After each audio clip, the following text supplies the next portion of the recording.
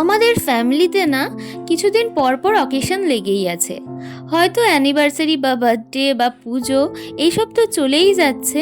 তো আজকেও আমরা বেরিয়ে পড়েছি, যাচ্ছি এখন পিসির বাড়িতে। আজকে আমার দিদির মেয়ের বার্থডে। আর এই ফ্যামিলি গ্যাদারিংগুলো না আমরা কেউই একদমই মিস করি না, কারণ আমরা যখন সবাই মিলে একসাথে হই না আমরা ভীষণ মজা করি। আমার পিসিরা দিদিরা মিলে আমরা প্রচুর হাসি ঠাট্টা করি, তাই আমরা কেউই এই দিনটা মিস করি না। আর জানো তো, বেরোনোর পরে না হালকা একটু বৃষ্টিও হচ্ছিল, তাই জন্য বাকিরা কেউ আসতে পারছিল না। পিসির ঘরের পাশেই না এই পুকুরটা আছে, আর সেদিন এত ভালো হাওয়া দিচ্ছিল না, ওয়েদারটা ভীষণ ভালো হয়ে গিয়েছিল।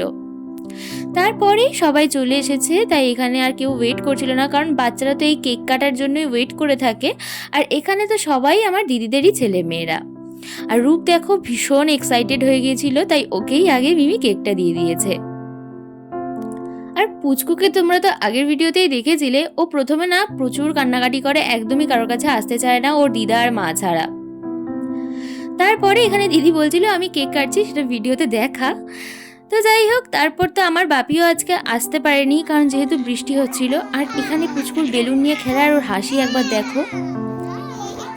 ও না যেখানেই যাক ওকে একটা বেলুন দিয়ে দিলে না ও এত মজা পায়, আর সেইটাকে নিয়েই সমানে খেলতে থাকে। তারপর তো আমরা আর লেট করিনি, পিসিদের সাথেই ফিরবো। আর ওই দিক থেকে না খুব একটা টোটোও পাওয়া যায় না বলে আমরা খাওয়া দাওয়া করতে বসেই পড়েছিলাম।